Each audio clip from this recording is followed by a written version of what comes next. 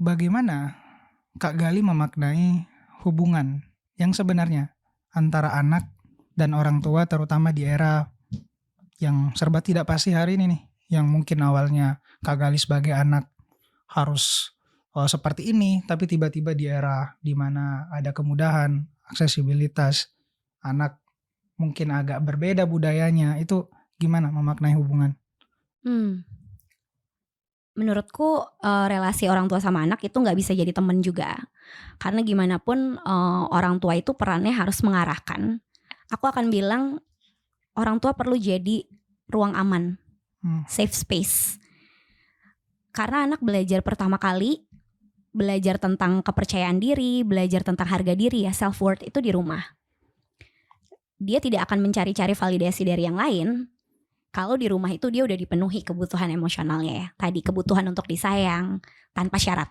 Jadi bukan karena dia harus masuk ke sekolah bagus, nilainya mmm, harus 100 terus baru akhirnya dia dapat apresiasi dan kata bangga.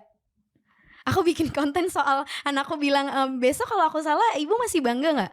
Itu yang nonton 9 juta, semua orang punya luka batin di situ. Ribuan orang yang komen, semua punya luka batin karena nggak pernah dibilang, "Aku bangga," gitu, "Aku bangga sama kamu," dari orang tuanya. Jadi ya, aku merasa orang tua perlu jadi ruang aman. Ruang aman dalam hal ini ya, menciptakan rasa aman itu sendiri ke anak bahwa mereka dicintai tanpa harus berprestasi dulu gitu ya.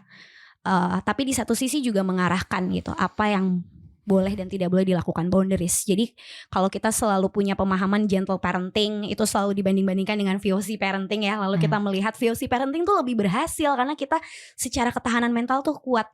Aku nggak sepenuhnya setuju gitu, karena sebenarnya gentle parenting itu bukan berarti kita nggak boleh marah sama anak ya, atau nggak boleh ngelarang gitu, tapi gimana kita bisa tegas di satu sisi tetap bilang mengapresiasi gitu, mhm. mengapresiasi tanpa harus menunggu dia melakukan sebuah aksi yang layak untuk dipuji gitu. Itu kayaknya.